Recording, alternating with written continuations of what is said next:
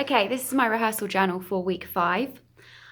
So this week was very busy and very productive, which was good. So on Tuesday, obviously, we stayed late so that we could do a full rehearsal with the cars and the media team in the dark. So we stayed until 8 o'clock, and it was, at first I was a bit like reluctant because it's cold and it's wet, and you think, oh, I don't really want to be outside, dragging myself through the grass. But actually, I'm really glad that we did that. We did all stay together and that we did it because it was very conducive to us understanding more about what the night might be like and what we need to change and do. So we ran through it quite a few times on Tuesday, and we had our special effects makeup done, which was a really great experience.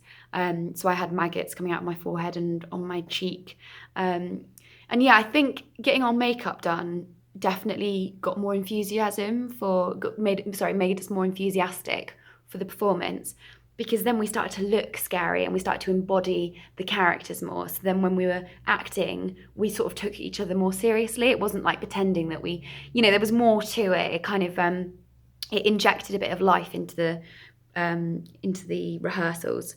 Yeah, I mean, I think it's really fun having makeup and costume. I just love that side of acting. And, special effects makeup fascinates me. So I spoke quite a lot to the makeup team about what they're doing, just interested in, how they were applying latex and all this stuff to our faces. And it made me think as well, if I was ever in a small theatre company, you probably wouldn't have like a full makeup team. So we're very fortunate to have them. But also it'd been quite nice to learn how to do it and teach myself perhaps with like YouTube tutorials, because it definitely is an art skill. And, that would be really helpful if you were like on a small budget, you could do it for yourself. Yeah, it was also a good experience for them as well. So it's nice that we're like working together and collaborating with other departments as a college. Anyway, that's not really part of the rehearsal journal, is it? It's just me yabbering away. We also created the main trailer kind of video. So Daniel finished that, and I had to have a little bit of recorded film which went to that. So he's edited and put it all together, and that looks really good. Fortunately, we've actually sold out now. So I was contemplating making like a little small advert for local radio, but we only have the one night performance and we've sold out. So that's great. That's really good news.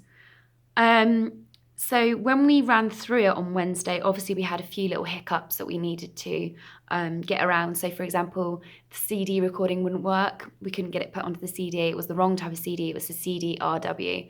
We went today and bought CD minus Rs, and that again isn't working in the main CD player. But tonight we're going to test that with the car CD player. And I really hope it works, because I need to time it. I need to see that it fits, and then get it sort of re-edited by next week, because obviously our performance is next week, and our only other chance to trial run the sound is the Thursday, and then obviously Friday is the day. So yeah, that is a massive obstacle, because even though we're not using a narrative on the sound recording now, because before we were, week 1, I was talking about George kind of having a face mask on and the sound of his voice coming through the car stereo. So, you wouldn't know that he wasn't talking. And that would be a way of navigating around the cars. And, but he's got a microphone now, so he's all mic'd up so they can hear him. So the sound recording is literally just background noises, ambient noises of the dungeon and, all this stuff which I created this Monday. So that's also part of this week's work. So that was my activity, which it was a goal that I needed to complete to get that recording done. Initially, we'd asked Hugo to do it. He's from the sound department, but he was very busy this week, and I sort of thought I kind of want to up my game a little bit, because I don't think I've contributed enough to the group so far. And also I had a few days off, and I felt a bit guilty about that. And also I was like really moody last week. Yeah, so I thought, right, I'm gonna, I want to bring something more to the group, and I'll do the sound recording. And I really enjoyed making it. I like being creative, and I like working with sound. and also I've revised and researched a lot about, what it means to work with sound and be work in the world as a voice actor. And, like it says, it's amateuristic, really. You need those skills. Everyone's required to have those skills to promote yourself, to get out there, to make it as a professional, because you're not, it's not an industry nowadays where you can hire agents and everything to make your sound demos. You've got to learn those skills and learn those computer skills, learn how to use sound editing software. So, again, it's good for me to get used to doing that. And so I was kind of pleased with the finished product. However, I'm going to have to adapt it again. So we've decided that for the first few minutes, I had the sound recording starting right from the start with scary ambient dungeon sound effects, dripping noises, echoes, doors closing, or like creaking doors. But we're going to do the first few minutes of like nice, happy elevator music, because that's when George is just introducing everyone to the mine and showing them to the first port of call. And it's not until we get there that the Cornish miners start to crawl out of the hedges, and, it all starts getting sort of fearful. So that's when it would build up then with those sounds. So we're going to time that today and see how long we need to leave it before those sort of sounds come onto the recording. What else did we do this week? So let's have a look at the questions. So creative decisions. So I suppose some creative decisions I've made about physicality and gesture. So we've worked a lot on facial expressions and physicality this week, particularly on Wednesday. So we needed to be really over the top for the video recording. So the media team were there with their cameras and they were getting right up in our faces. And I think it was a really great opportunity for us to kind of really go for it and be like, this is our opportunity because we're being filmed. It's like having the real audience there. You want it to be, the real thing.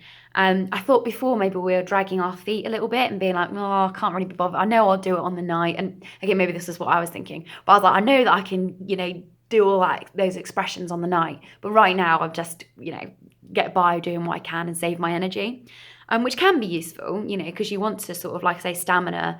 But at the end of the day, the team all need to be working at their best. And so it was good on Wednesday trying to get it up to that high quality, and we definitely improved so much just throughout the day. On Thursday, so yesterday I didn't come in. I wasn't feeling so well, but also I really wanted to crack on with my evidence because I knew that I was falling behind, and we were going to be doing theory anyway. So I looked at theory. I've done some research, which I've uploaded. I basically have been researching more about Promenade Theatre, just to see what other theatre companies have done, so you'll see that I've got to upload a bit more evidence for that. So hopefully there'll be enough on there for this week. Generally it's been a very practical week. More kind of us being outside. I realise now as well why it's important to have the risk assessment, because it's cold. I went home and I was quite had wet hair on the train, and the next day I could just feel that I was just like had caught a bit of a cold. Weakling, really. We need to build up our constitution. But so things like that, you realise when you put it into practice, it's actually really important to do that. And on the night, I'm definitely going to wear thermals. And I think as a team, we're all going to be very aware of like looking out for each other and having flasks of hot water and lemon, because until you rehearse it and you're out there in the cold, you just don't realise, what's required of you physically. It's not so much to report on, really. My concerns. My concerns that at the moment we have a lack of set design. So we've been making some of the signs today to cover over the billboards outside. I think you could say billboards, like the signs that are already on the campus. But I think we've just left it really last minute. And I know that we've really been practicing our performance, but I think the set design might let us down if it just doesn't look very believable. And if the college signs are still sort of like glaringly obvious, it's just a bit jarring, and also things like the gazebo for the mine entrance, we're not going to be making that until Thursday. That's the day before the performance. I just think we could have like really, done a rain check of like, have we got this? What's it going to look like? I don't know who's in charge of, I suppose I was meant to be doing set design with Chris actually. But it felt like it's been a little bit disproportionate with sometimes the our roles and our responsibilities, because I've been quite busy. Like, I did the sound recording, and I know the video production took me longer than it should have, but like, I think some of the team, when they'd finished their task, they could have sort of helped out a little bit more with like just the creative aspects of set and stuff like that. But yeah, I mean, it hopefully will come together. So feedback that I've received. So I've been told that I need to be more scary in my face, like I make people laugh sometimes, and that's not good. I had good feedback about my scene where I come down with the baby. So Callum, he watched, and that was good because he was a fresh pair of eyes. So his feedback was quite valuable, because he said, I liked this, but he was sort of concerned again about the second car not getting enough attention. That's something we're going to have to again look at. So to overcome that, I said to Amalia and Lucas, we need to come round and we need to really give that second car all of our attention, sorry, so that those audience members are having the same experience. Yeah. I think that's about it, really. We've also worked on a voice. So I'm really trying to kind of like push it from the gut, the diaphragm, because I have found that, you do get a bit horsey after a few hours of screaming. So what do we need to do next week in order to be successful? Make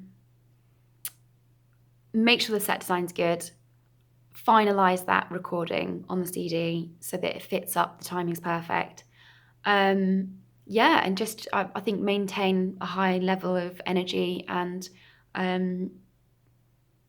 teamwork.